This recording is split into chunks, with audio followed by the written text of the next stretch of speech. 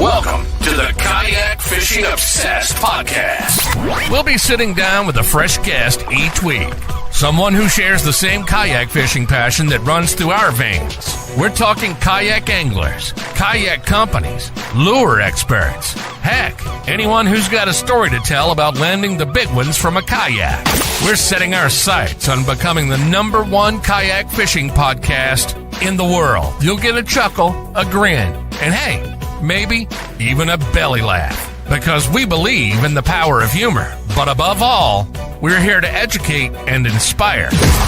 So, whether you're a seasoned kayak angler or just dipping your toes into this exhilarating world, join us on the Kayak Fishing Obsessed podcast. It's time to reel in adventure, camaraderie, and the joy of the catch. Here's your host, Darren Windle. You fish freaks, welcome back to episode number 135 of the KFO show, Kayak Fishing Obsessed. And tonight we have a hammer on, and not one of those I had a good day kind of angler.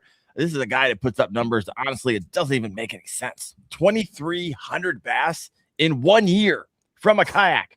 That's not luck, folks. That's a system. And Wyatt and I are joined by Kayak Jack. And we're breaking it all down, right? How he finds fish, how he stays on them, and what it actually takes to stack numbers like that consistently. And this is a live show, of course, so drop in your questions. We will get to them. But really quick before we start, if you're putting in real time on the water in your kayak, you need to be thinking about safety in the same way that you're thinking about fishing. And that's why we built KFast, Kayak Fishing Advanced Safety Training. It's affordable, it's accessible, and it's built specifically for kayak anglers, covering everything from gear to conditions to real world scenarios that can keep you safe and coming home every single time. So head over to kfast.co and earn your certificate today. All right, folks, the question I've been wanting to ask all day, Wyatt, do you still have a job? I do still have a job. I'll be going there immediately after. I'm actually supposed to be clocking in like 10 minutes, but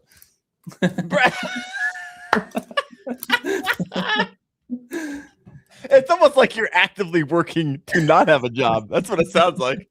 Oh my gosh, that's commitment. I did tell them, I was like, hey, you scheduled me. I will not be there, but I'll be there as soon as I can. Oh my gosh, that's so funny. So what was the over and under? So if you haven't been on the podcast for a couple weeks, a few weeks ago, why it takes so much time off to go fishing and to fish tournaments. He's fishing more than he's at work, and so he's had a talking to at work, and now we're trying to figure out the over and under. That was like 3 weeks ago. I said less than a month. So if you still have a job by the end of in my defense, my boss is on vacation for the next 2 weeks, so I think I've got a buffer. He was on vacation for the past week. So I was gone for like 2 weeks, and then we overlapped. So he was gone whenever I got back. So he was gone for another 3 weeks. So I think I have like 2 more weeks of race right now. You are delaying the inevitable. Do you think it's happening? Do you think it's going to happen? Possibly. Like 1 to 100% that within a month, like by the end of April. Right now, I'm giving it like a 73% chance. So you're saying there's a chance. 73 is very specific. Oh my gosh. Let me know in the comments below. Do you think Wyatt's going to have a job by the end of April? We will see. Maybe his new job's going to be fishing for a living, but we'll see. All right, folks. We got Kayak Jack over here. How long should we keep him in the green room? Should we just keep talking the whole time? Let him sit over there by himself. I mean, Kayak Jack, welcome to the show, brother. How you doing?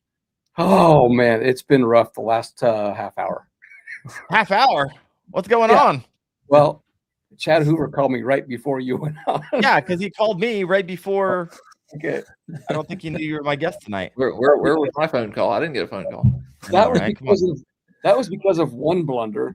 Then I made another blunder in the top baits for the Bassmaster, which I've got to get fixed in the morning. I'm not going to say what it is because it's so embarrassing. But anyway, and then everybody's messaging the article. Yeah, I write the top baits for the Bassmaster. Oh yeah. And so anyway, Wyatt. Apparently, there's a guy last night said I don't have a job. That's why I get to fish so much, and my wife lets me fish whenever I want. That's true. She does sometimes, but yeah, we'll get into that. 100%. Yeah, I don't have a full-time job, so to speak, but I've got lots of jobs. And when you work with Chad Hoover, it's a job. I mean, I have a job. So, but Wyatt, if you don't have a job, join me and just go fishing every day. I think I can handle that. I think I can swing that. Eat ramen noodles. Live out of your car. Yeah. I mean, I can think of a lot worse lives to live. 100%. Yeah. Oh my gosh. Van down by the river. Oh man, what a rough half hour. But thanks for getting me out of this, guys, for a while. No, it's good. It's good. Now you're just thinking of the thing you got to fix, which is probably driving you crazy. That's all. I can compartmentalize right here. Oh yeah. Well, let's focus here because 2,300 bass. And here's the thing: Marty's not one of those guys like he thinks it's 23. He can tell you exactly to the T. It's 2,342. Like homie's got a counter. Look behind him. You can't see it, but he has a counter back here. He's already at 286 for this year. And he lives in Nebraska. There you go. All but 3 are from Nebraska. The other 3 are from Kansas, which is 5 minutes south of the border. There you go. So pretty crazy. So what's the goal? What's the goal look like for this year? Last year you set a goal, you met it and exceeded it. And what's the new goal this year? Or is it the same every year? 2,026 bass. Up by 1 every year. And I already got this one. 5 bass over 20. And then I'm going for 10 bass over 20. And all right. So people can earn these decals, which the guy John Wilson just messaged me. He just got his 5th bass over 20. So I got to send him a decal, which I get to send him a decal. Nice. And then they get them for like increments, 2,000 bass, 500 bass, 1,000 bass, so forth. So yeah, the goal is always the year in bass, but it didn't. A lot of people, it didn't start like last year or 2 years ago. It started like in 2013 with catching just fish for the year with my kids, and it's like you ran across the United States, right? And most people don't know that. Yeah, yes, well, I do. Now everybody knows. All y'all. Yeah, that was quite a feat. Well, my kid, our local coach, he happened to be at the athletic banquet, and he did a speech on outrageous goals. And I've always been goal oriented. Well, my kids came home with me, and they go, "Dad, can we set an outrageous goal?" I said, "Yeah, sure." So CJ, my youngest son, set a goal of making 75,000 shots over the summer. My other son, he was a runner. He said, "I'm going to run 450 miles." And they said, "Dad, what are you going to do?" I said, "Well, I think I'm going to catch the year and fish." And this is in May. So anyway, it sounds like you have the easiest goal, right? You got running 450 miles, 75,000 shots. And Marty's like, "I'm just going to go fishing, see what happens." My kids were just like me. They document everything. And so CJ made a chart. Chris made a chart. They both made charts. They both achieved their goals. In fact, CJ the next year won the state super shooters after making those shots. And then and that state championship was in the gym he would play for that team 6 hours away 3 years later and win 2 state championships. And then the other son, Christian, he made it and I failed. So, and then I tried it again the next year and failed again.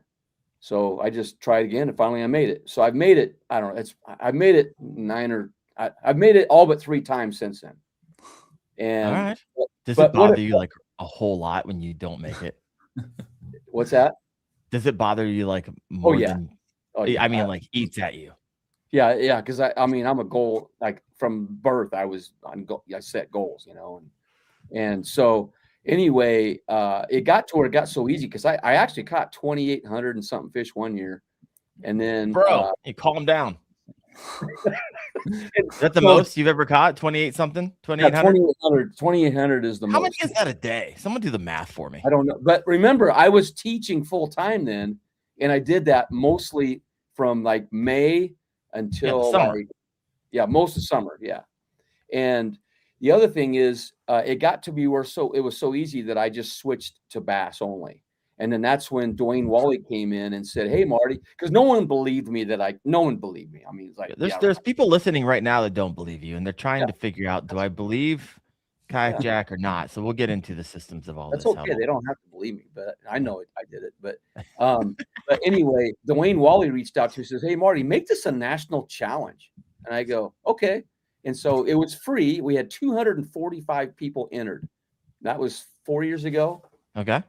And so we all did it. And at the end of the year, you had to submit every fish on Tourney X, which I did. Everybody did. And I'm the only guy that made it. And then year 2, I'm the only guy that made it. And you earn a cushion from Kayak Cushion if you make it, because you're on your butt so much, you might as well get a cushion. Yeah, I bet. And so I did it again. And then last year, Clayton Westgate out of Kansas, he made it. So 2 of us made it last year out of I don't know how many it was. Oh, so this is a short list of individuals. Yes, there's only been 2 guys that have made it ever done it. Wow. Yeah, and this year there's a couple guys on pace already. I didn't submit my bass yet for today, but I'd be like in the 3rd position there. And it's not really who's. It's not a contest among each other so much, but everybody wants to be on top of the list. 1,000% it is. I don't care what you say. Anyway, I'm sitting at that. I think another guy has close to 400 already. Oh, wow. But they're in Texas. I'm in Nebraska. So right. You couldn't even fish for a few months. Yeah. They're down there pecking away at them. All right, here we go. C. Garrison, 7 bass a day. Yep. And that it's not like you fish every day. That's the crazy thing, right? No. I did that. Last year I fished 186 days. Someone do the math. How many fish did you catch last year? How many is that a day? I try to catch 15 whenever I go out. And today I caught salivating right now. 15 bass a day. Today I caught 15. And that was like in 3 hours. And a lot of people think I fish all day. I don't. But being retired, I'm fortunate to be able to fish the best windows. Yeah. Especially when all these fronts are coming through. And 100%. And you can fish when there's not 1,000 people out on Saturday morning and Sunday afternoon too. So you can get out there and have all the juicy spots to yourself. Roy Jones says, I don't think we have that many fish in our state. Yeah, you need to calm down more. You need to save some bass for the rest of us, my friend. I throw them all back right away. I get the picture done like in 8 seconds, and it's gone. Look at you. Bart Foster over here. I've caught 50 bass in a day, so it's believable. Even more if you count crappie. No, 100%. I've had 40, 50, 60 days, but it don't happen like all the time. Yeah. But we're going to break down your systems here, because I'm a strong believer in that you don't rise to the level of your goals, but you fall to the level of your systems. And so I'm going to break down Marty Hughes' system here in just a little bit. Rippin' Lips 302 says 15 a day is wild work. Freaking love it. Mudsling 79. There's bass in Nebraska? Question mark. A lot of people don't think there are, but they're out there. I love it. When we have blizzard conditions in Nebraska, Marty takes the teacher sub request. No, actually, I have a video on YouTube, Darren.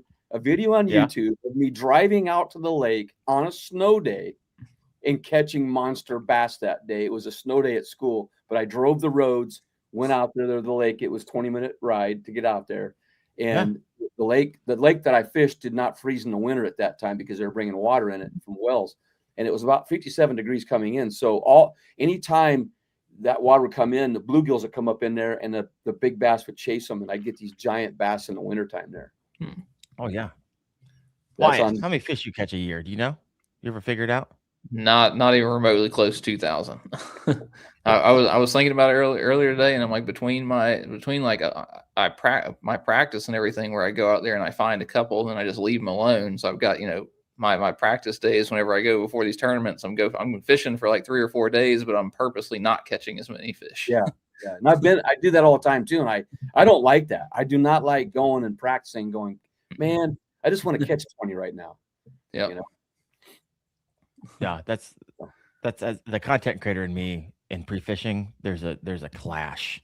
It does not work well. Catching one and then not continue to throw in that area. Low Life Angler says during a killer fishing day on his live cast, I had a live show. I went live on the water today for like 4 hours. Picked them up. The lure of the day for me, I got the biggest fish. I got 18.75 and 18. It's pretty good for here in Ohio. On the Z-Man Gobius. So they were hugging the bottom. I could not get them to come up and chase. So pretty freaking awesome. All right, let's get into the systems here. I got a bunch of questions for you, Marty. You ready for this? Yeah. So 2,300 bass. What does a typical day actually look like for you? Break it down for someone who's like still doesn't believe you. So everything is already in my truck. There's always a kayak. I have 3 rigs, one for local, one for far away, and one if it's running just to drive around. But they're all 3. Okay, so we're kayak fishing obsessed. So break down what your rigs are. My main rig right now, because the other 2, like, they're in the shop. So I had a squirrel attack. They ate all the wires on my other 2. So. They're in the shop? Yeah. You have someone do your rigging work? Rigging work? Yeah, you have someone do that for you? Yeah, I have. They actually are one of my sponsors, Gilbert Services. Bro, come on. Where do you find those at, Wyatt? Seriously. They take care of me. Okay, so in my truck is always ready. It has a kayak on it, ready to go. All the gear is in it. The poles are in it. Everything's rigged up 24/7. So when I get up, all I got to do after I take everything in the morning, I just get in and go where I'm going to go. And when I'm on these short trips, so I have 3 basic kayaks that I use, but most of the time I have the Hobie Lynx on because it's super light and it's about 40 pounds, 42 pounds. And I only take 2 to 3 rods with me on that when I go. I have, I take a bag of baits. I usually have my hooks. I just have hooks. I should have brought that bag over. I have a red bag that has the stuff in it, and that's all I take. I don't have anything else. And the yellow. 1 second here. It's down. I'm sorry, down here. It's not in the truck. It's in the house. No, I brought everything. I brought not everything, but I brought stuff in. This box. This is my NEKO box. I have that and pretty much my hooks. That's it. And then I'll carry a couple chatterbaits, whatever, and that's it. Because chatterbaits help me search a little bit. And then, but everything's in there. I have my lunch. I pack my lunch. I have a cooler in the back of the seat. And then I pick a lake, and I usually don't go to the same lake twice. I bounce around so I don't pressure the fish either. And also because so many people follow me around. So I have to go different places and fish. So that's how. You got a couple air tags. You got some air tags hidden on your truck. Oh, yeah, there's been threats for that. So. I don't know. 2,300 fish a day. I'm not fishing behind Marty. He's caught them all. I don't know. I've seen you catch them, Wyatt. So anyway, that's the basic rig setup to go. And then everything, like I said, is rigged. I'll show you one here right now. Here is a Shimano Vanford, has a line on it, and then this is actually a custom rod. It's Kayak Jack's finesse stick made by Little Miami Outfitters. It's a high quality, super sensitive rod, and there you go. That's all it. So I just basically, you know how they talk about throw and go. Well, not only with the kayak, it's with my rod. I just throw and go and catch, pretty much. And so I save so much time because of that when I go out with everything ready. And I have 3 NEKO rods. Well, I have 4 here, but usually I have 3 NEKO rods in the truck ready to go in case one goes down. And I do carry extra leader line with me just in case if I do break off. But I treat it just like a tournament. I just go and fish hard. Yeah. And have fun. I have fun. So a couple things. Now I'm figuring out. Now I know why you catch so many fish. So you You guys don't know this about Marty, but when I was down at the national championships, we stayed in Chad Hoover's trailer, and he stayed over to HQ. He let us have his trailer, and Marty gets up every morning and he reads the Bible and he does his devotion. So now it's all coming together. You're living right, and so the Lord's blessing you with I am thousands of bass. But he also tells me some of the stuff I got to check. Like for instance, like right now, I got too many irons in the fire, so you make mistakes, and I made 2 big mistakes with anglers this week that wouldn't have happened if I would have just slowed down a little bit, and so that is an issue for me, that I do too many things at once. There's a lot going right now. I don't know about you, Marty, but right now, like we're entering into season. So we had our little break in the winter, and now things are starting to ramp up, and we're getting into that new rhythm of things moving very fast and a lot going on. And you're bound to make a few mistakes there. Yeah, and the older you get, the faster time goes. I'm gonna tell you guys that right now. It just goes so fast. And like I like even today, a guy called me and says, "Hey, can you come on our podcast tomorrow night?" And I'm like, "Yeah, sure." Then I called my wife. I said, "Hey," or she called me, says, "I won't be home for supper." And then she goes, "I'm looking forward to the movie tomorrow night." Oh, I go, "Oh man, doggone it." And so movie night with my wife, I got to figure that out. So with a podcast. Yeah. So I saw you had a Shimano Vanford. So you don't mess around. That's not an inexpensive reel. I know because I own that reel. It's a very nice reel. It's super light.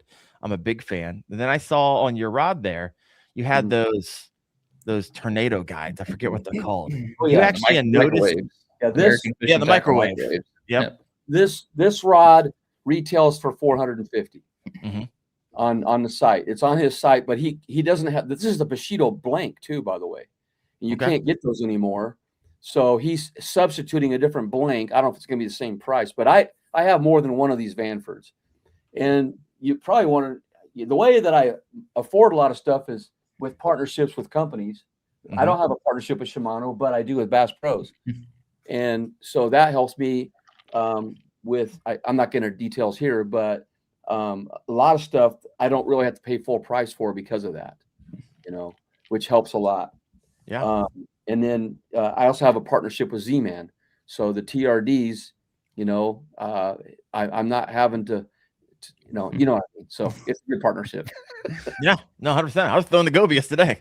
I love that thing. It's freaking catching them. All right, I got some questions over here in the comments. We'll pause and we'll get into more. I got so many questions for you, Marty. It's out of control. Yeah. Utopia Outdoors. Curious to hear the specs on that rod. Oh yeah, sure. It's a medium. It is, I believe it's 7 foot 2 medium, not extra fast, just a fast rod. And it's just super, super balanced. And it's I can feel the bites on slack line. That's how good it is. Yeah. And I use, usually on here, I use 15-pound 832 Suffix neon so I can see it moving. And then I use a lefty cray knot, which not many people use that knot, but it works for me. And you can see this. You see that it's frayed a little bit there, but it's very smooth through the guides. And then I use FC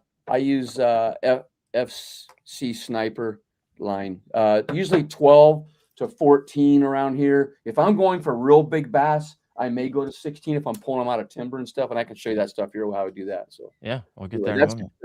And then I have another one. Here's another one.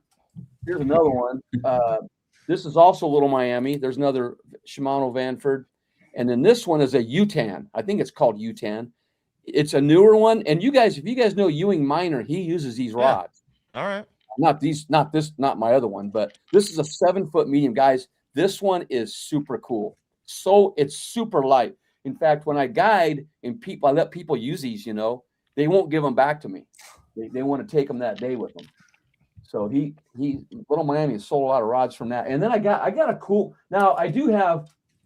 Here's one for you guys that I use a lot too. It's the Bass Pro. It's Signature Series reel, and then the Signature Series rod, and that one's a 7.2 medium action fast, and it's a good rod. And the thing is I never know if I'm going to get a 5-pounder or an 8-ouncer. Like today, the biggest I caught today was 19 3/4. Not too bad. And the smallest I caught was 13. but you never know what you're going to get. Now, a lot of people say, "Oh, you just catch little fish with those NEKO." I'm going to tell you, I've got 6 master angler bass in Nebraska already this year on NEKO rig. Yeah. So it doesn't just catch smalls. Now, here is the classic.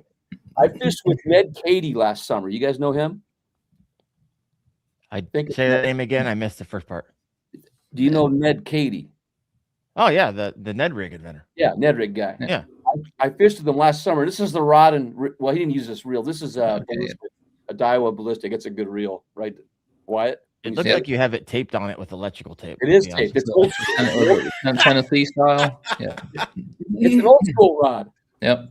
But anyway, it's Drew's rod from Z-Man, and he was using that, and he was so efficient with it. And so I ordered one from Z-Man, and it's super sensitive, but it's got good backbone in it. So if you're going to use a real light NEKO like this one here, with the skinny worm from Z-Man, that's a great setup to use and have fun.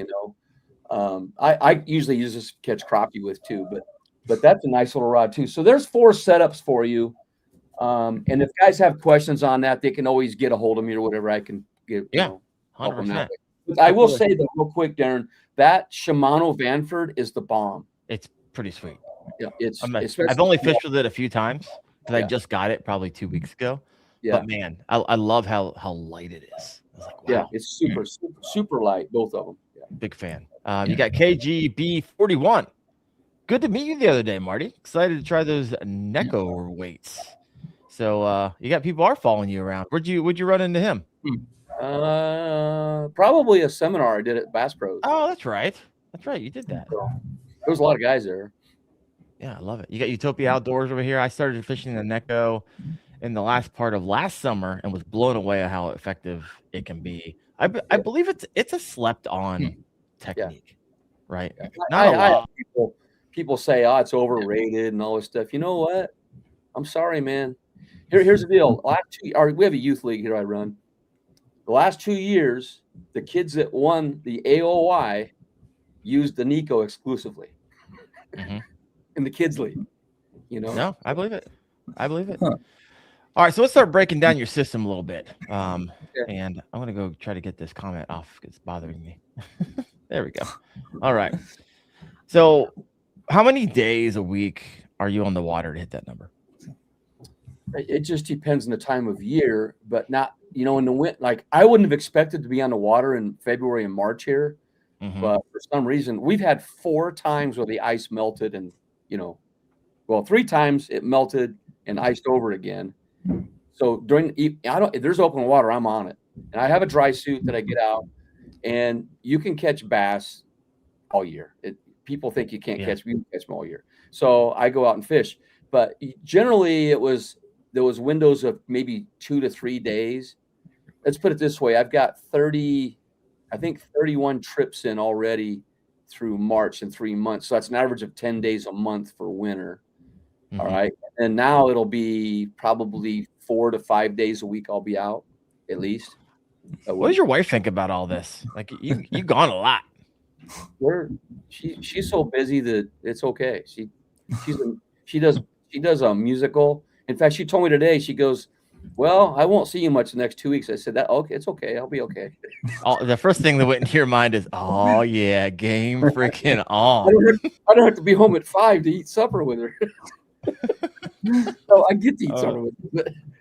I love it. You guys went on a cruise together. It's not like you ignored. Oh yeah, we spent. I love the thing is that we've been married a long time. 30-something years. I don't know the number exactly, but I do know the anniversary date. But we do take time to go do stuff, and we plan ahead of, hey, what do you got this night? And then so at least 2 nights a week, and then Sunday nights we watch a show together. It's one of those Hallmark ones. So I watch it, and she loves that. So I love it. Yeah. What is it? We had a comment over here I wanted to read. Where'd it go? Oh my gosh. Okay. That was a good one. I can't find it. All right, we'll get to the questions. I don't know. I had it marked, and then people keep on it keeps on moving it around, so it's hard for me to follow it.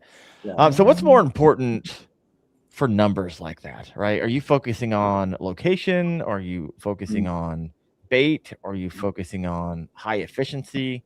Like, because you said a lot of people try this, but only 2 have ever succeeded in catching the the year in numbers. Yeah. So a lot of people, I record everything. In fact, I have a Substack. It's called Substack.com. I have Kayak Jack's fishing intel there, and I publish my fishing reports there. I do a detailed fishing report, and I submit it there. I don't tell them exactly what I'm fishing. I just say like Southeast Nebraska, But I tell them exactly what I did, the weather, everything on there, so that they at least have an idea what's going on with it, and it helps other people. But back to your question, I forgot what it was now. Which is perfect because the comment just said, Marty's the real deal. Knows exactly how many fish he caught last year, but not sure how many years he's been married. He got you on that one. He got you. So got him. But I look for the most efficient places on the lake. For instance, right now. You changed the subject real fast, Marty, by the way. I'm just going to throw that out there. All right, I'll let you get back to what you're saying. I'm looking for windblown shorelines. I'm looking for, and I do use the little striker. In fact, Darren, I want to give you kudos for that because you're the one that really got me on that with your videos. I wanted to get something simple because I do have the light scope on a kayak and all that. I hardly ever use any kind of sonar except for temperature. But that little striker, I can go out, and even if you have a 2-degree difference, that is the difference on where fish will be. So they'll be in that warmer water, and it's strategic locations on the lake. And so I try to find that pattern and then repeat it in different areas, and then I always find them that way. And then I look for like panfish where I'm at because we don't have that many shad lakes. So I just look for the panfish first, and I have my crappie rod with me sometimes. I'll find them, and then, like I said, with those reports, so it gives me a history, and I just look back in the data what I did before, and so I know exactly where to go in these lakes at a certain time of the year, and they're always there. So just to let you know, Marty in his previous life was a school administrator, so he's got Excel sheets and reports and trackers and all that fun stuff. Oh my gosh. All right, let's take a look at some of these comments. You got fur fishing. Honestly, I've never tried the NEKO rig. Ooh, you might want to change that by the time we get done. We're going to get tactical here in a little bit. Utopia Outdoorsman says, I normally throw them around docks or laydowns. Those around laydowns, the open hook. That's risky business. Curious about what other spots in NEKO works well in. Okay. On the open hook, I don't worry about it, but I will show guys how they can fish weedless with it. I 90% of the time I'm fishing with an open hook, and I don't care what there is around, whether it's trees or whatever, but I shake it enough that it hardly ever gets caught. And then I know when they bite, so I usually get them out right away. But as you can, I don't know if you guys can see that there. That's how I have you got a harness on it. And that's a Trocar hook, my favorite, because it keeps them pinned on there. And this is a Pro V. The TK 150 drop shot's a good one too, you guys. And I have smaller ones. But this is you see that little sleeve on there? That's the Snyder sleeve that Russ Snyder, I named it after him because we spent about a couple years trying to figure out the best sleeve to use. He started with the Ace Hardware heat shrink, and it was black. But black, I felt, showed up on the worms too much. So I looked for a clear one. So I reached out to manufacturers, and they sent me samples. Well, this one sent me one, and I put them on different worms. And this one did not melt the plastic. So this is the one that I ordered bulk material with. We actually sell them and cut them up for you. Okay. They're in little packages like this. And I know. I have them, and I've ripped some lips on them. Now, here's the key, though, guys. Watch this. So let's say your hook gets all mangled up in there or whatever. Well, I just like rip it off. Okay. Now, there's a little rip in there, so you just turn it over. But I don't know if you guys can see this, but when I hook it, pull it back a little bit for those. And remember, not everyone's watching this, so I need you to like walk us through like someone's listening to it. What I'm going to do, I'm going to skin hook the rubber worm just barely. I'm going to catch it, and then I'm going to bring that hook point on the edge of the heat shrink closest to where the hook is. Whoop, that's wrong. So you don't want to do that because then you don't get as much barb up. So what I do now, watch this.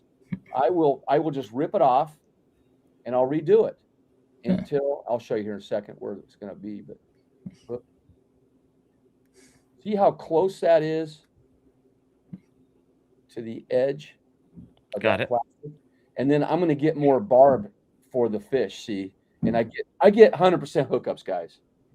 And then you want to go into details and learn more later. I got my weight and all that. Is that a nuance, however, to that trocar hook because of how it's designed? So if you put this around shank on there, yes, this is perfect. Okay.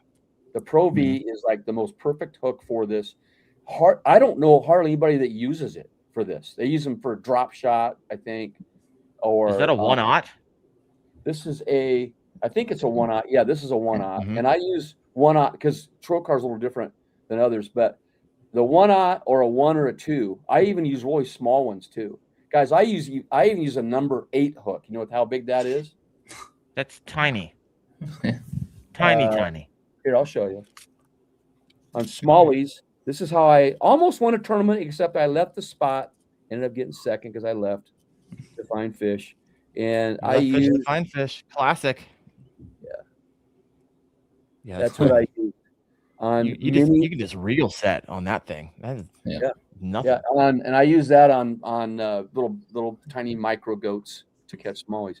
Anyway, I use these NEKO heads that I make. I have a mold that I had made, and we have 1/8 and 1/16. The 1/16 is the best, I think, because the fall rate is much slower going down. In fact, it's like I made a note on the NEKO. It's like a wacky rig, but smarter about the depth and the control. You know, because with the wacky, all you can do is let it fall and maybe twitch it. But with the NEKO, you can do so much stuff with it. You know, you can dance it off stuff, jiggle it. You can shake your rod and never move it. Look at that. Look at that action there. What bass is not going to bite that? It's like I want to bite it right now. Look at that. Come on. Wyatt, you 15 bass a day. There you go. 15 a day. Right there. Yeah. And anyway, my number one bait though is the big TRD, Z-Man big TRD. And I go, and by the way, they do last. I did lose one today after catching 30 something bass on it. I got caught on big flex down there. Now notice the shape of it. The NEKO means cat in Japanese. Well, some say it's the clawing action, and others say it's that. You know how a cat arches its back before it pounces on something? It also resembles that. So you can look at it 2 different ways on there. And the other thing you're running real quick, you're running a Z-Man TRD. However, those are really hard to get those nails that you make in. So how do you do that? I'm going to show you right now. You just can't push those in. I'm prepared. Even though that last half hour was tough. Yeah, your life got wrecked the last 30 minutes. So yeah, it was rough. What are you doing over here? I'm gonna rip one out so that you can see. Just rip it out. All right, so they stay in there really good. All right, so that I glued it. So what you do is you heat it up. You just heat it up, and you don't go very long. And then you insert it. You didn't see that, but I insert it. All right. Then I take it back out. Super glue it. That right there. Yep. I'll super glue. Put a tiny dab on there. Tiny little dab. And then you insert it quickly, and it will stay in there. Because I've had a lot of guys message me and say, "Oh, I lost all my weights today." I said, "Did you glue them?" "Oh, I didn't. I forgot." And so, yeah. Anyway, one, how'd you get them in there? That's impressive. And then 2, now a Cinco, which I did have. I don't know where it went. I had a Cinco here too. Oh, here it is. Nope, that's not it. But yeah, here's a Cinco. Whoops. So here's a Cinco. Cincos are really easy. Now that's glued in there. But a Cinco, put it in there and glue it, and it'll go in there. So when are you throwing a Cinco over a TRD? If I ran out of TRDs, which is never going to happen. So you never would recommend one over the other? No, I would. The TRD just has so much. And here's the other thing. You take your TRD and you just flex it out like that. And sometimes I'll just do the back end. Sometimes I'll do both. Mm-hmm. And what that does is it really loosens it up. And the more fish you catch on it, the better it gets. It just gets super, super like spongy. I've done that too before. You can get it like you keep on doing that. It almost gives it like more of a matte, less shiny finish. And I do use that bait stuff that you rub on. I use that too on there. Oh, what kind? Since we just had, interesting enough, the Science of the Strike on 2 weeks ago, and yesterday we talked about the Berkeley scent release with Debo yesterday, which, by the way, went crazy. It got like 500,000 views yesterday posting that stuff. So it's the one that was on your show. That same stuff, bait fuel, huh? Bait fuel. Was it bait fuel? Okay. Oh no, not bait. It's the one that comes out of a tube and you just rub it on. I mean, it's supposed to be for like sonar, like live scope. You can see it better. That type. Oh, it has like metallic pieces in it. Then yeah. Yeah. I don't know what that's called. If you guys know what it is, throw it in the comments. The bait pop. Yeah, it's bait. That was all Nordby stuff. Yeah, I have the red. I have red, chartreuse, and I think black in those colors. Anyway, I rub that stuff on there too, just to and then after you catch fish, I think they just taste that fish on there because you just keep catching them on the same one. Anyway, that's one way, guys. I got some other stuff here, Darren, if you want that way to rig them. That's nobody does this stuff that I know of. Well, you've got me intrigued. Let's go ahead and go down that way, and then we'll take some comments here, and I got some more questions for you. You can punch a NEKO. All right. So what I do is I mold. I don't sell these, but I make them. But I mold big ones, and then you can go different ways with this. You can put an EWG hook in it, in there, and fish it that way, straight down. You can use. Did you bend that hook out because that doesn't look like a normal EWG? It's an EWG, but what I did here, but did you bend the hook out because it looks like that angle is? No, I didn't. I can bend it down though in line, but I use the sleeve to keep it in place. Okay. There, and so I can use that. Why you can use this in heavy timber. Now I can. There you go. How about that? There you go. And you can bury it even more, but they'll bite it. And then the other one is this hook here. It's a G Finesse Gamakatsu. These are new. And the way you rig those, they have a little swivel on them. And so you can run that into heavy cover as well. So here's a question from Low Life. What if you got your hands on, did you see the podcast last night? Did you see these new baits that Berkeley came out with, the lab series? Put one of those finesse worms or flat worms on a NEKO rig and see what happens. You're going to get 4,000 bass a year. Guys, wait do you see this? Berkeley power bait. There you go. Yeah, don't tell Wyatt about that. You can NEKO those. Yeah. Let me show you one. I don't know why I got a cup. I gotta switch the filters. All right. So there's a NEKO crawl. See the weight in there? Yeah. So when that's in the water, it's up like that. And I have a band on there. Actually, I have a woman's hair hint on this one for a band. You know, the big ponytails with. That's on that one. Here's a Russ Snyder's one. He might get mad at me for this, but you know he's already been doing it for a while. Here's one. I think I know what you're. Yep. Yeah, the Gilly. Put that away. Gilly. Okay, that's just a quick view. Sorry. It is out. And we just hit 100 live. Check that out. Really? But anyway, there's so many guys. So real quick, every time we hit like 100, I always ask people like, "Hey," it reminds me to ask people to hit that like button. So we're casting this to like 9 different places, and so that's how like it all coalesces. So we're at 103. Hit that like button. That means afterwards, when the show's all said and done, the algorithm's like, "Hey, people like that. We'll pitch it out to more people." So help me out. A new one. Tackle Max. I think it's out of Missouri. It's got a whale fin. Look at that. In the water, though, it has great action. So it's like a morning dong. He's going to have this color on the website. He said, this is like when he made for me, the set he made for me.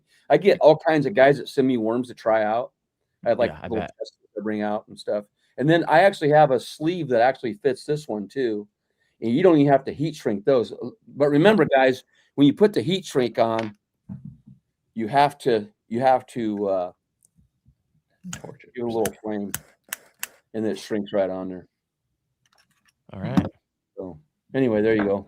Oh, by the way, have you seen little this? nuggets in here? How about this? You done this yet? The fuzzy TRD. Yeah, and you can go all the way down. I used it up in. I had them with little green ones up in Susquehanna. It worked really good. And this little tool you can get on Amazon, and they give you like 24 of the pack, and it sticks right through the stuff. Instead of buying a real expensive one, these are super cheap, and they work for a long time. So there's another little thing for you. And you can, like, this one is just made in the end. You can pull it through. I had it all set up for you, but there you go. And then it. Oh, so you don't. Oh yeah, because they make the fuzzy. Okay, interesting. You're making your own dice, DIY action. like your dice or whatever. So when would you do that real quick, Marty, versus just throw regular big TRD? Not real clear water, a little bit stained, but just to get a little more vibration maybe. But smallies just love to attack this kind of stuff, and that's where I would use it. I haven't really used it a lot with largemouth because they just like terrorize the other TRD, man. But the smallies seem to like this. And then the other thing I do is I actually make my own mini NEKOs. Do you sell them or just make them? I just make them, but there's a tiny one. All right. I put nail weights in those on them, but there's another one. And these are melted. These are reused baits, and so I make tiny ones. I have to scale down for smallies and stuff, but anyway, there's just so many. It's just fun making them and seeing if it works, Yeah. And every time out there, I just try something different if I have to. But really, most of the time, 95% of the time, and it's this right here. And that dragonfly color, I checked that website. They see that color. There you go. So real quick, tell people what you're talking about. You check the website. I want to say this. You guys that are fishing, there was I should have brought that book over here. You got to think like a fish does. You got like Wyatt. Wyatt, if you look behind his ears, he's got gills.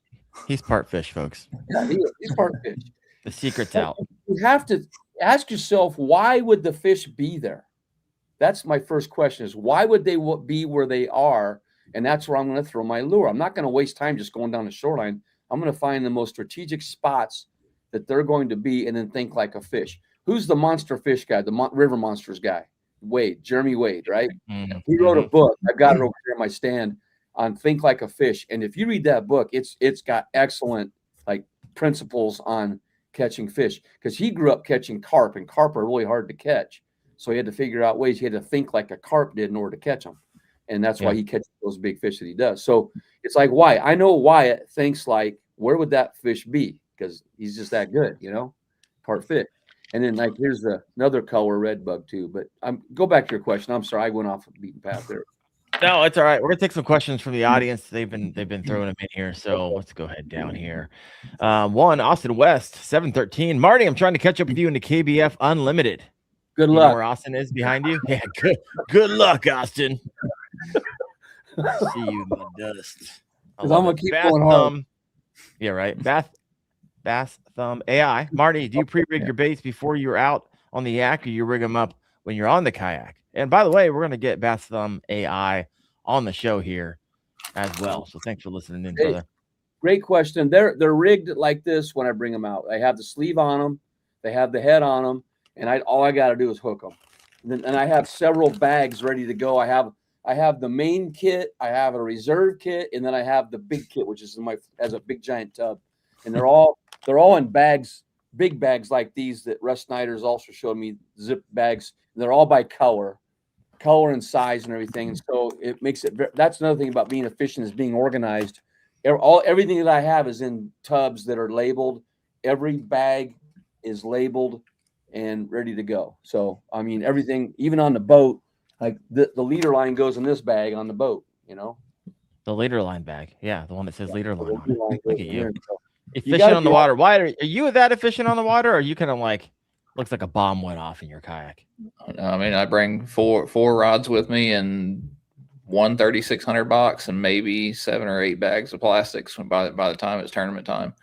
Okay, yeah, pretty simplistic then. Oh, one more nugget. I forgot about this one. You ever put a tail spinner in one? Can't say that I have. Sand T special. off docks and let it fall by docks and let it fall straight down, and you'll get bit. I'll be on Santee this year. Look at this. Okay. For the first time. I look forward to that. There's a reverse NEKO with a rebarb. You can see that. It's got a rebarb hook in it. I can take it out and show you. That's a rebarb. Whoop. Can you see it? And I use those. Why would you set it up like that? Obviously, it's weedless. For those you can't in bushes, like in bushes. Yeah. There. Right. Oh, another thing I want to talk about. Oh, go ahead. No, I feel like you get this go. You love this thing. Freaking love it. Oh yeah. What do you think about the Utopia Outdoorsman over here? Got a question. VMC crossover rings have been working pretty good for me, and it looks like you hate them. I want to be as natural as I can, as natural as possible. And the other thing with the VMC rings, if you got a Cinco, it's going to break off there. Where this thing here, all of the tension is on the plastic and not the worm. That ring, the tension is on the plastic when it pulls. Here, it's on the plastic and that. And I just think it's different. That's just me, but no, because I've tried it all. Yeah. I've tried it all. So you got Bass Thumb in here. Let Marty cook. Let him cook, folks. I'm trying. Fur Fishing's got a question for you. Can I use the NEKO rig on the bait caster, or is it better in a spinning combo?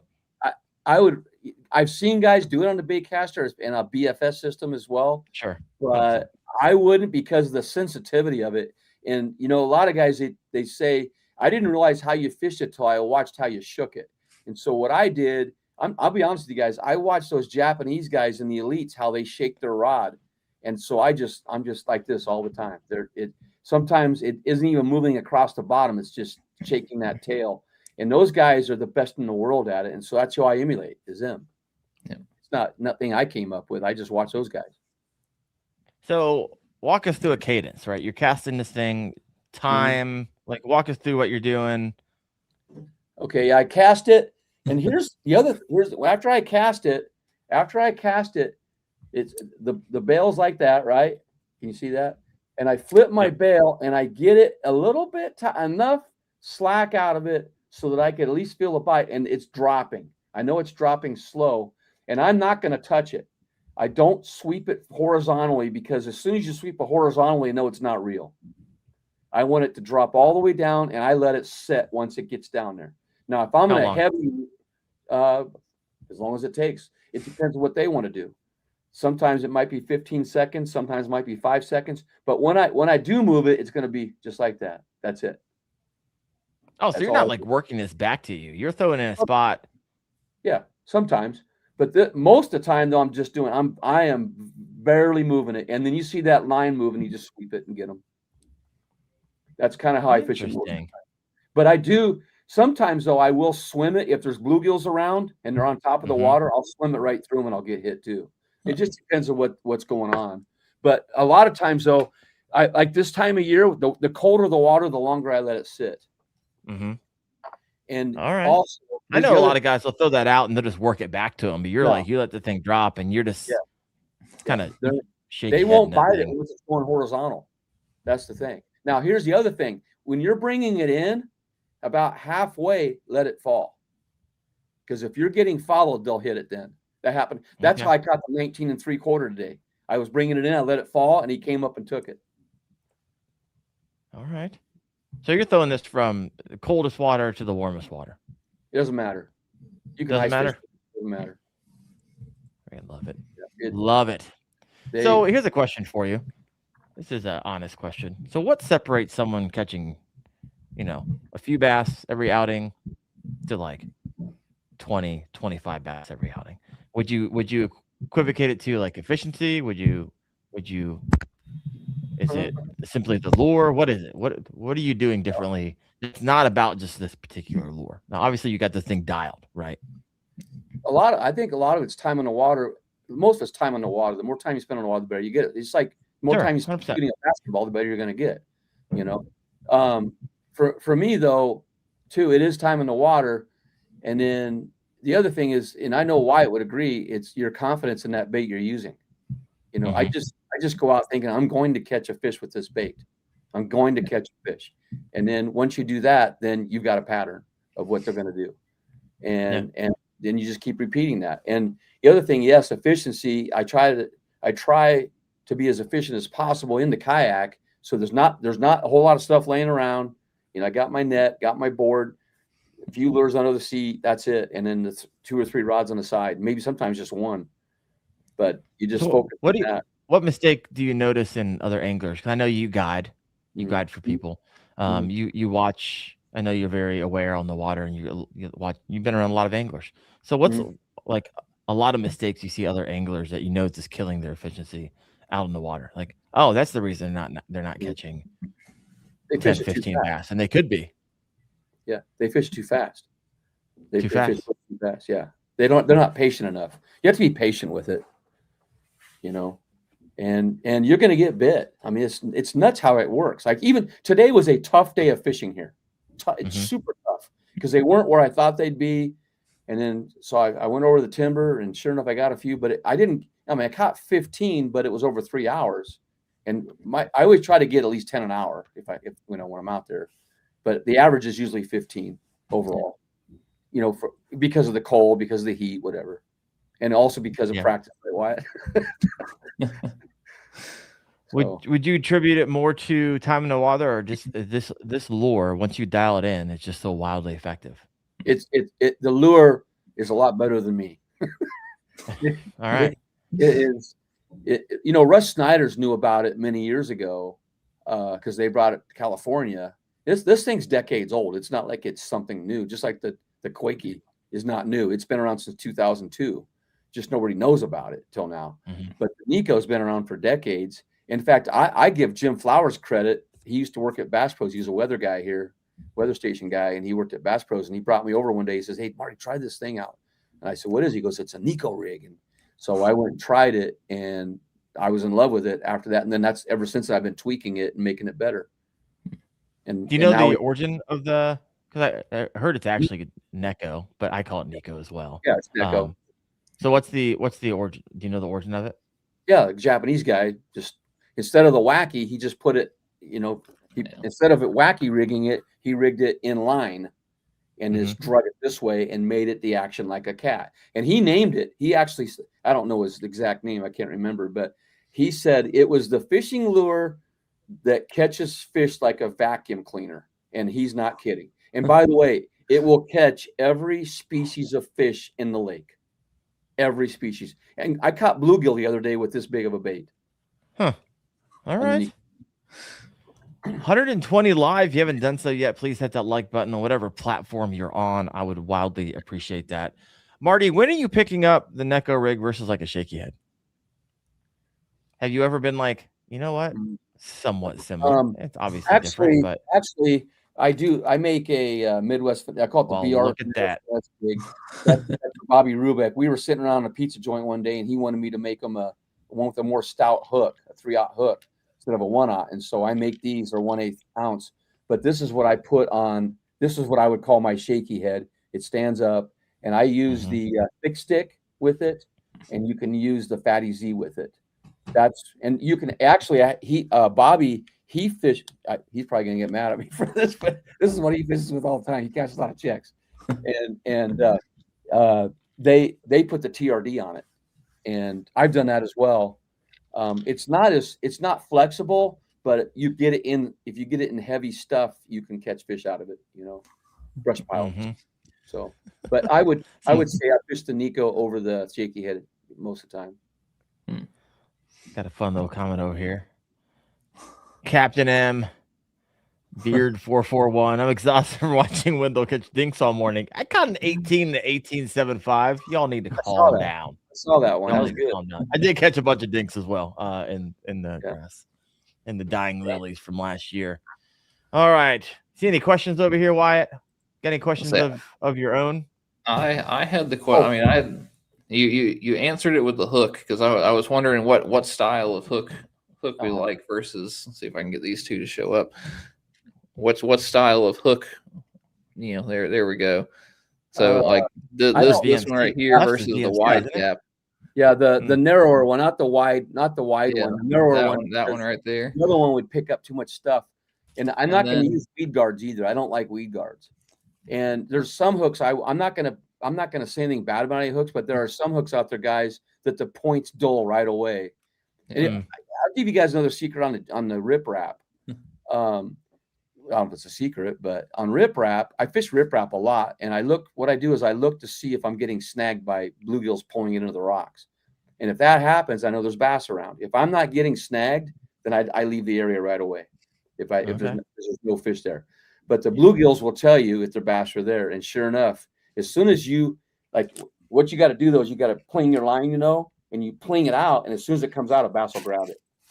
That's pretty cool stuff when you do that. All right. And have you ever like what's the difference between rigging it that way versus in line with the rigging the hook like that versus rigging it straight through? You're going to get snagged a lot more because when you're in line, it's almost like it's weed proof by itself. Guys, don't be afraid to throw it in the weeds, the hydrilla, throw it in holes.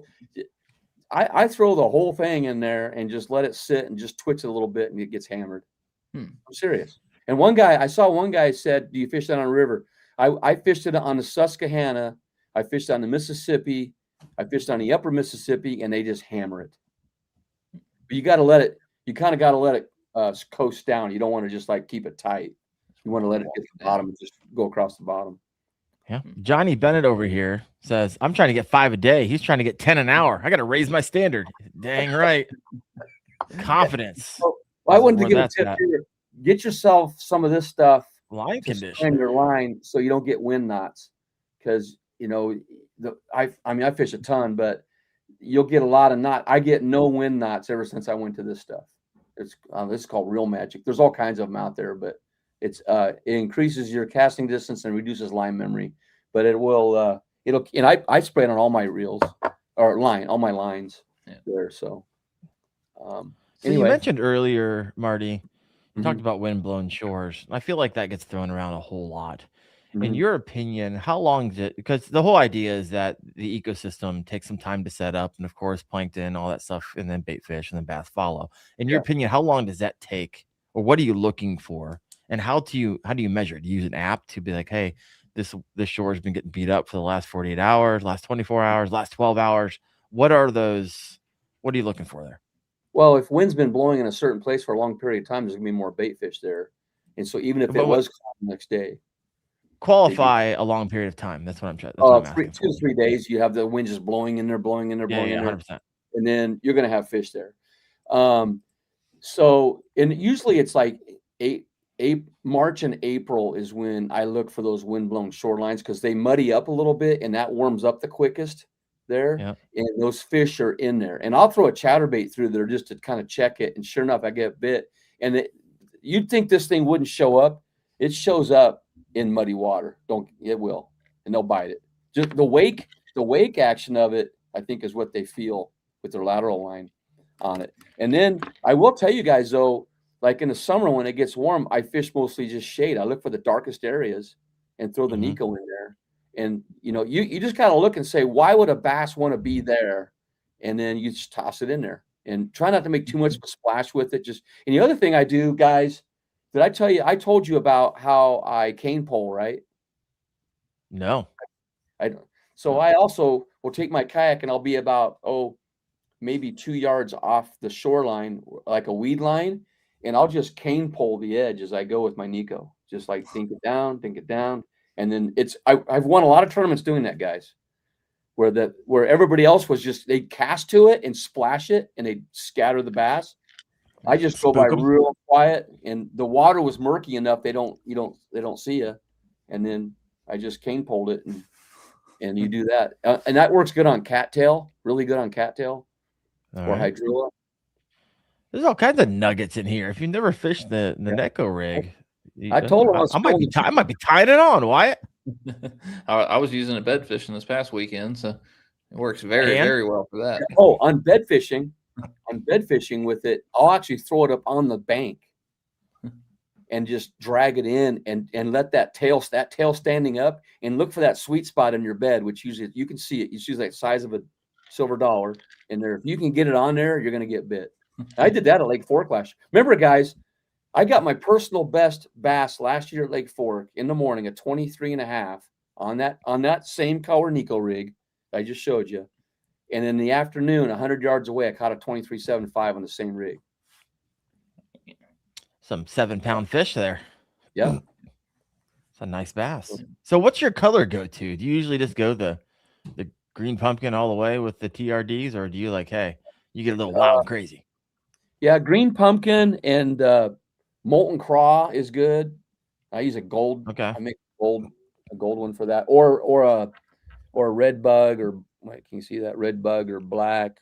And then the other one is, I thought I had one out, is hot craw. You guys seen that before? Here it is. Here's hot craw is a good color, guys, especially early season. There's a hot craw red. It's kind of a red. Right now I'd be throwing that. Yeah. Heck yeah. And then I got, look at that on Santee as well whenever they come down. That looks like that's just juicy, man. They're gonna bite it. Yeah. And so I use that too. You sounds like you have your hands in a lot of different things, Marty. So you're making a lot. So what else do you make? And here, this is your chance to. Oh, there's the question for fishing. You and I are thinking the same thing. Can I buy NEKO weights, or do I have to make my own? I just set the softball, Marty. Knock that out of the park. I have a website, and UPS comes by and we ship them out, or post office. I live right across the street from the post office, and UPS is a block away as well. So, but I ship them out of these. I have the sleeves. I'm not, guys, I could care less if you buy them or not. But if you want these weights, I got them, and I got thousands of them. I can paint 250 an hour. We can manufacture 1,500 an hour through a person that I use, or I can make 250 an hour here on my own shop.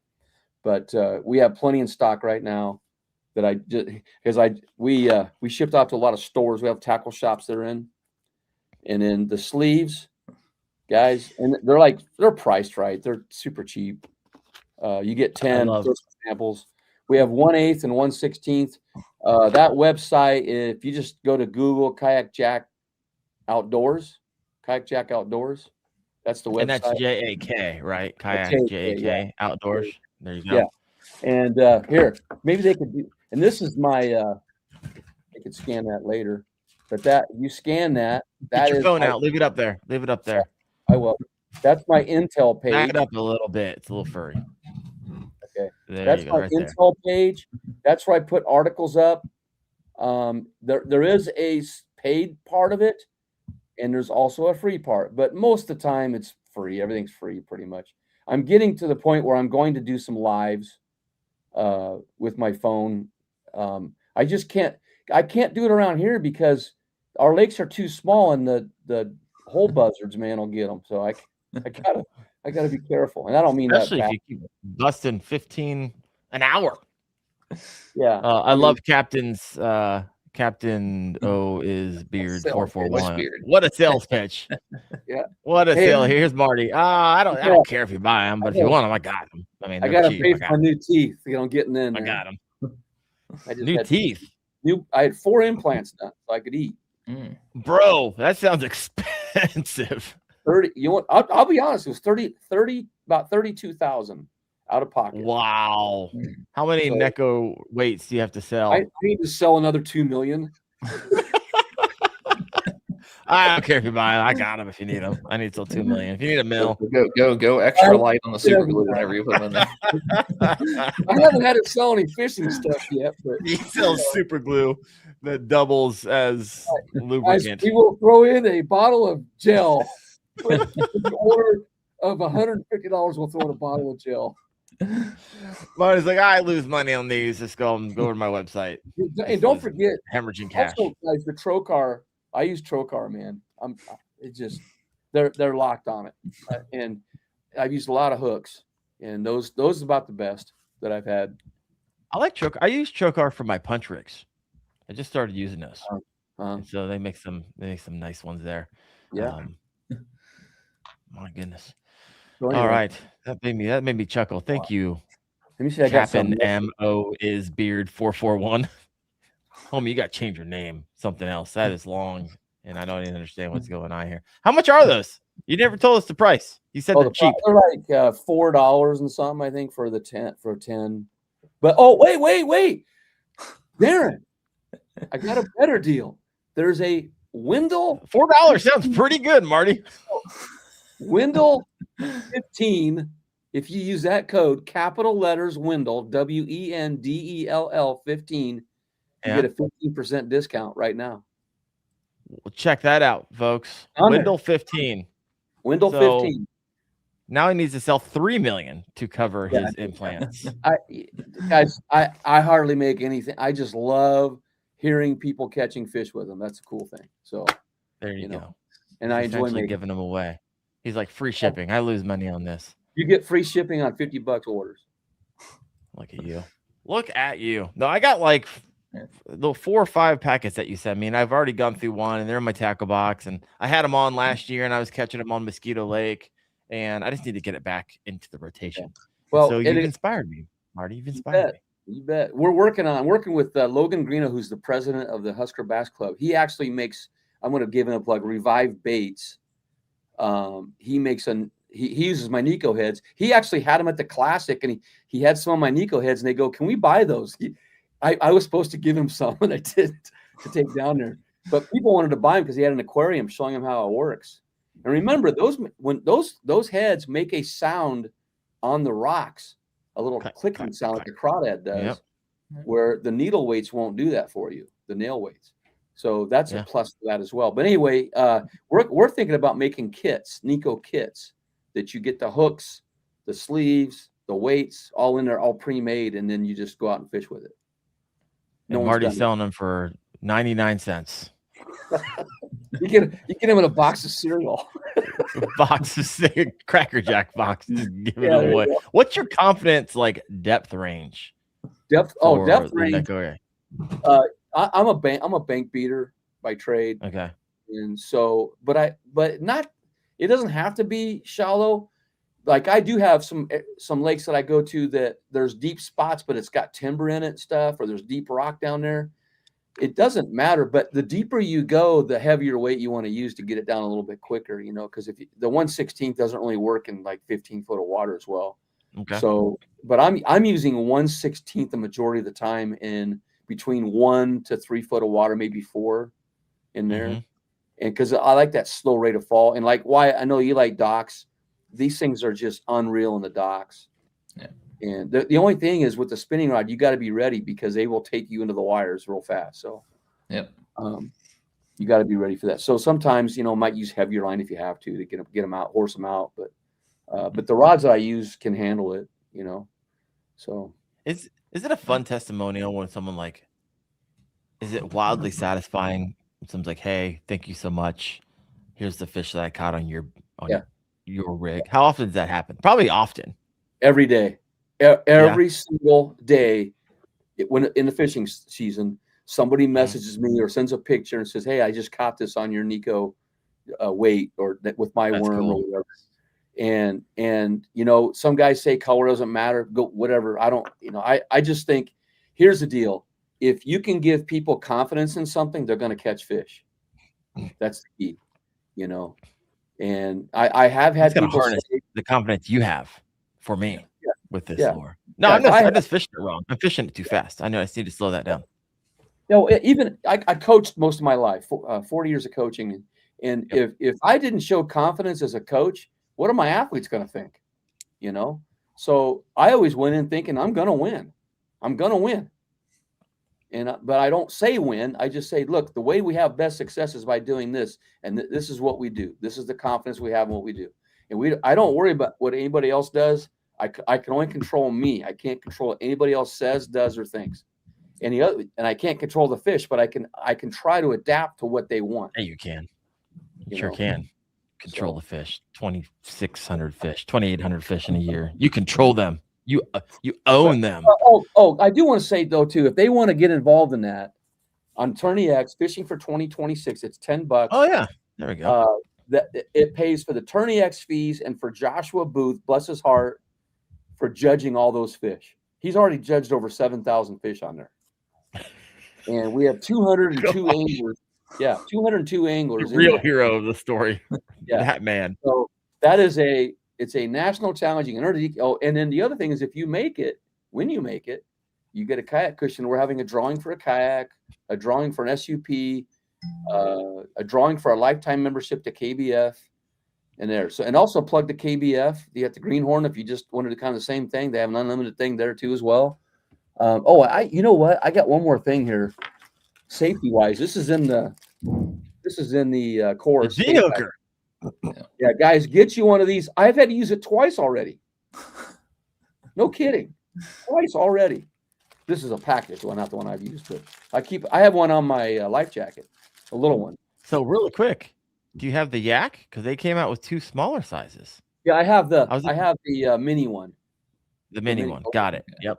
I was at the Bassmaster Classic, and Chad Hoover and I come up to Captain Mike, and he's like, "Oh, wait 1 second." He reaches under his and he pulls out and gives us like 3 each. I was like, "Holy cow, this is going to be awesome!" But yes, it is in the K-Fast course. Yeah, K-Fast course. Yeah, and I was the first guy to take that, wasn't I, Darren? Yes, you were, my friend. You'll be the first one to take the advance as well. This is why they asked me to do it first, guys, because I'm not very smart, and they wanted to see if a third grade mentality could make it, and I passed it. I love it. So here's an interesting little comment. Great wisdom. I talked to Marty on the phone a few months ago about my youth fishing in Northman Anglers. I wish he was my principal. And the Northman Anglers is actually going through K-Fast. That whole group is going through K-Fast. Young anglers staying safe on the water. I loved it. They sent me a photo, and there's like 10 or 15 kids in there watching the course together. I was like, it'll take a little bit of time, but eventually safety will be a standard. In the sport that we all love.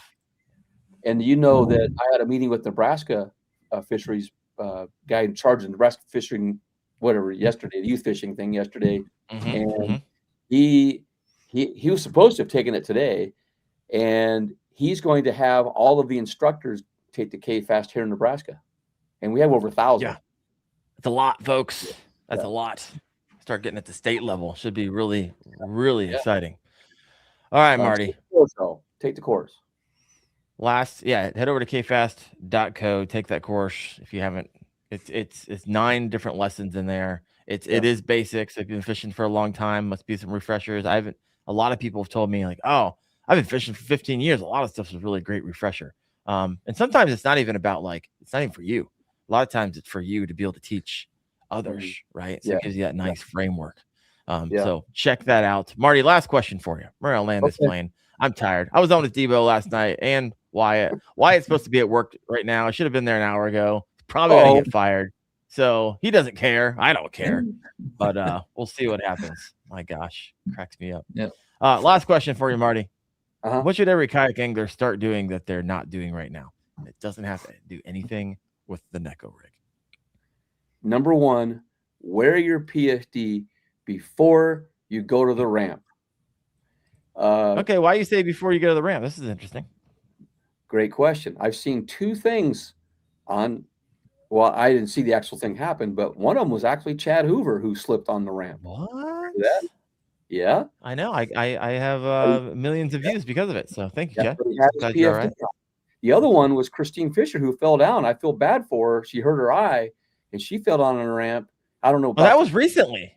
Yeah, just this last week. I saw that her face is all messed up, but she didn't give any context to what happened. Yeah, and she's the most agile person in the world because you've seen her on a kayak walking around. You don't know when something's going to happen. But here's the deal: you're wearing your PFD on the ramp before you get to the ramp. If you would happen to slip and fall, that thing's going to keep you afloat rather than you sinking in the water. Which people have died on the ramp from falling because they didn't have a PFD on. I literally had someone write me. It was a couple months ago. They wrote me and said, "Hey, there's a local doctor in town. He slipped and fell on a boat ramp, knocked himself out, and drowned in 2 inches of water." Yeah. Now, on that, a lot of people put their life jacket in their kayak and launch it, and then let's say it gets away from you, and there's a speculation of one person that passed away last year from that happening. 100%. Yeah. So guy, my one thing is just wear your PFD at all times. If you got to take off your warm clothes and you put it back on, I always go to the shore and do it there. I don't do it out in the water, just to be sure. And I'll set an example. But guys, wear PFD. That is so critical at all times. No, I love it. Wyatt, any closing thoughts? Any closing questions for us? I think we've covered every single piece of NEKO rig you can ever imagine. Yeah. Right there. Now, Marty's probably like, no, we didn't. I still got another hour, but I've been holding back. At the 10, I have some stuff I'm going to reveal there. Wyatt, at the 10. I like it. All right. I was just staying where you guys are going to be staying at the 10. Really? It's a really nice area. I pulled a 2021 on a frog right off the dock. Like literally walked over there to that Gunnersville and nailed him at sundown. I got that photo coming out on Thursday, so that was fun. All right, folks. I was live last night. I was live on the water. We're live again right now, and I'm tired. So we're gonna let Wyatt get to work. He's even going to be more tired. Real quick, Wyatt, I thought you were working days. Why are you working nights now? We have some construction going on in the store, so I'm gonna be there and just kind of watch the construction happen. AKA, they're punishing you for taking so much time off. Probably. Yeah. Like, fine. Make them work the graveyard shift. Well, I'll see you soon. I know what you do, Wyatt. Like, what is there to do at night? We got to move half the store is moving, shuffling because we're dropping a category and adding new categories. So I've got to redo the entire sections of the store to make everything fit. Wyatt's like, I wish they'd let me go like right now so I don't have to go to work. But all right, brother, we'll see if you have a job at the end of April. But Marty, thank you so much, man. Appreciate you. You've given me some inspiration to go out and get my big TRDs. Go grab my hook. I will hook it up differently. It's something I learned. And two, I will work that thing differently. So not something I typically fish. Let me know. And anybody out there, let me know. Reach out anytime. And I'm not an expert. I just like go out and practice the stuff and see if it works. And if it does, great. If it doesn't, I try something different, But everybody has a confidence in something. Find what's best for you and go out and just have fun doing it. Freaking love it. Marty, appreciate you. Wyatt, appreciate you. And I'm pretty sure next week we have a show. Wyatt, I don't know who we have next week. We need to set it up. Sean Riggle. Oh yeah, Bass. The cute Bass AI or something like that. Yeah, go ahead. What Marty? Every time I watch your show, I spend $50 every single time. I'm sorry, man. But tonight I'm getting off. What you buy recently? Yeah, this time you're gonna make $4. I bought that bait pop because I was using that. I was using that little Norby's tube, but I bought because it's bigger tubes. And I actually bought some more trailers. They were some Rapala Crush City trailers. They were actually working for me already, but I only had one left, and so I got it this year before I go to my tournament this weekend. So I have people reaching out to me all the time, and they say that it's like, bro, every time I turn something on, I'm spending money. I was like, I'm not, and I'm honestly not trying to sell all the time, but I just have people on and they talk about, they get so passionate about it. So head over to Kayak Jack Outdoors if you're like, hey, I want to get my hands on some of those NEKO hooks / rigs / nail weights, and NEKO, send them some photos. NEKO button heads. Button heads. That's what they are. Button heads. Well, I appreciate you all listening in. We have 100 live right now. Hit that like button on your way out. And if you have not yet done so, please head over to Apple or Spotify and leave a review. So we got trying to get up to 100. We're getting there slowly but surely. Wyatt, have a great time working tonight. Marty, appreciate you so much. Everyone listening in, you guys are freaking awesome. We will see you next Tuesday night at 8:30 p.m. Eastern on the Kayak Fishing Obsessed podcast. See you later. Thanks, everybody.